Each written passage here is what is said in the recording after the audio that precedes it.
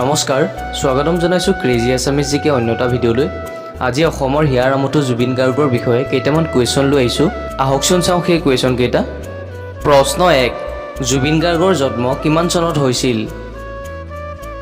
এই অপশ্যনসমূহৰ ভিতৰত আপোনাৰ শুদ্ধ উত্তৰ হ'ব খ 18 নৱেম্বৰ 1972 চন। প্ৰশ্ন নম্বৰ 2, নিম্নলিখিত কোনখন ঠাইত জুবিন গাৰ্গৰ জন্ম হৈছিল? এই চাৰিওটা অপশ্যনৰ ভিতৰত আপোনাৰ শুদ্ধ উত্তৰ হ'ব খ তুৰা মেঘালয়। কুৱেশ্যন নম্বৰ 3, জুবিন গাৰ্গে তলত উল্লেখ কৰা কোনখন চলচ্চিত্ৰত সংগীত পৰিচালনা কৰা নাছিল?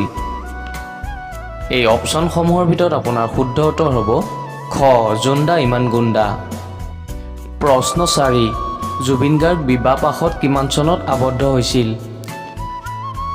এই অপশ্যনসমূহৰ ভিতৰত আপোনাৰ শুদ্ধ উত্তৰ হ'ব গ 2002 চনত। কুৱেশ্যন নম্বৰ 5, জুবিন গাৰ্গৰ পিতৃৰ নাম কি আছিল? এই অপশ্যনসমূহৰ ভিতৰত আপোনাৰ শুদ্ধ উত্তৰ হ'ব খ মোহিনী বৰঠাকুৰ। কুৱেশ্যন নম্বৰ 6, কোন চনত জুবিন গাৰ্গে ৰজত কমল বঁটা লাভ কৰিছিল? এই চাৰিওটা অপশ্যনৰ ভিতৰত আপোনাৰ শুদ্ধ উত্তৰ হ'ব ঘ 2007 চনত। প্ৰশ্ন 7, জুবিন গাৰ্গৰ প্ৰথম এলবামৰ নাম কি আছিল? এই চাৰিওটা অপশ্যনৰ ভিতৰত আপোনাৰ শুদ্ধ উত্তৰ হ'ব ঘ অনামিকা।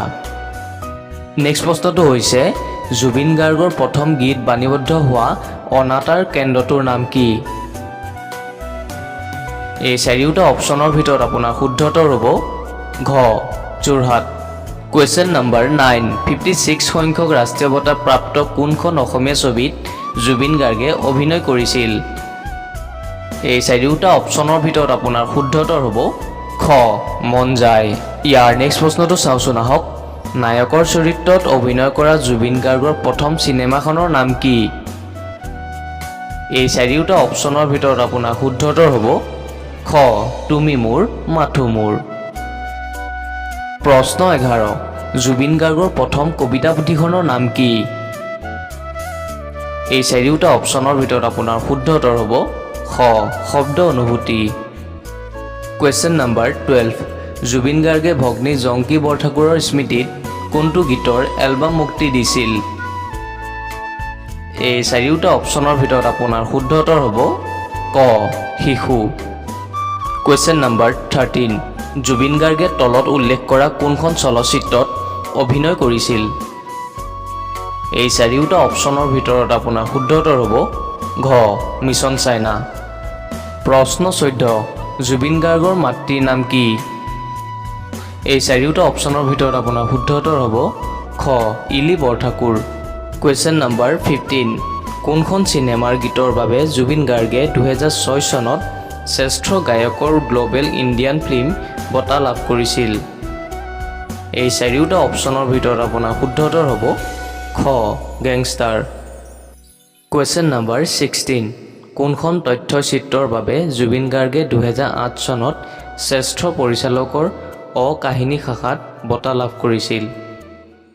এই চাৰিওটা অপশ্যনৰ ভিতৰত আপোনাৰ শুদ্ধ উত্তৰ হ'ব ক ইক্স অফ চাইলেঞ্চ। কুৱেশ্যন নম্বৰ 17, কোনখন বাংলা ভাষাৰ চিনেমাৰ বাবে জুবিন গাৰ্গক 2005 চনত শ্ৰেষ্ঠ সংগীতৰ বঁটা প্ৰদান কৰা হৈছিল? এই চাৰিওটা অপশ্যনৰ ভিতৰত আপোনাৰ শুদ্ধ উত্তৰ হ'ব ঘ সুধো তুমি। ইয়াৰ নেক্সট প্ৰশ্নটো হৈছে কোন চনত জুবিন গাৰ্গ ৰেনেছা অসম বঁটা প্ৰদান কৰা হৈছিল?